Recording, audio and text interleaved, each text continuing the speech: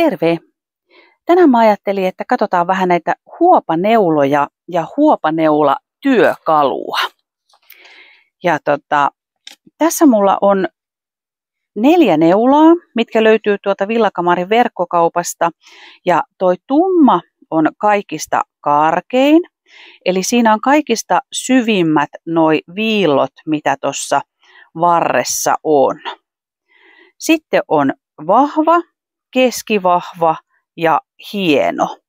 Ja tuossa hienossa nyt just näkyy noita väkäsiä ja ne tuntee kyllä sitten niin kuin kädellä, kun sitä kokeilee.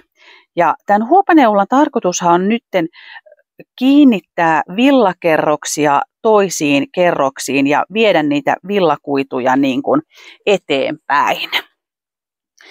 Ja katsotaan tuosta toi työkalu. Eli työkaluja on 2 erilaista ja tähän toiseen saa kiinnitettyä nyt 4 huopaneulaa sitten kerralla.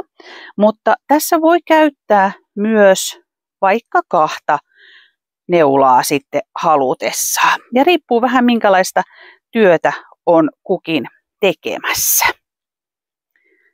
Tämä kiristetään sitten tuohon ruuviin toi kahva.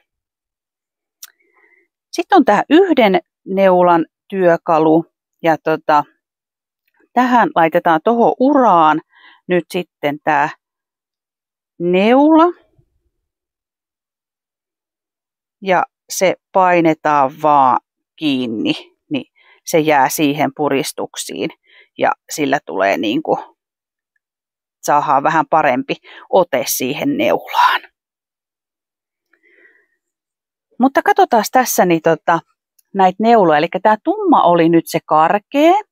Ja se tarkoittaa sitä, että tämä vie kaikista eniten niitä kuituja nyt niin kuin kerralla tonne pohjaan.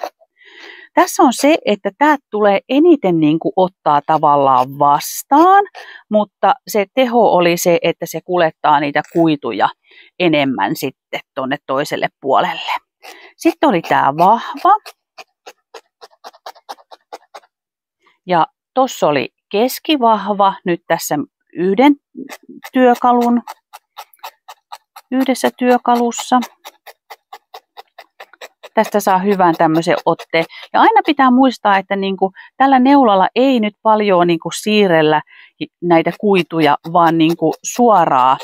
Sä voit kyllä neulata niinku täältä sivusta päin, mutta niinku se linja on aina niinku suora.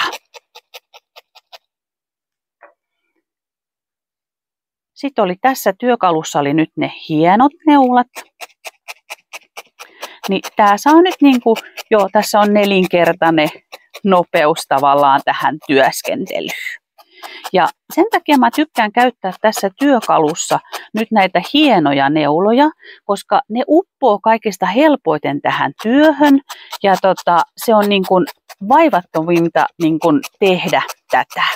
Ja lasten kanssa kun työskennellään, niin mä suosittelen sitä, että käytetään näitä hienoja neuloja, jolloin ei tule lapselle sitä tarvetta, että tarvitsisi työntää sitä neulaa niin kuin väkisin siitä työstä, jolloin se voi taas sitten niin kuin katketa se neula.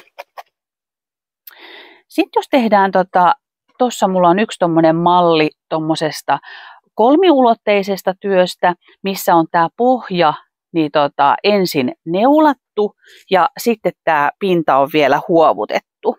Mutta kun tehdään niin kuin sitä semmoista karkeata työskentelyä siinä alkuvaiheessa, niin silloin kannattaa käyttää tätä paksua neulaa tai ekstra karkeata tai karkeata neulaa.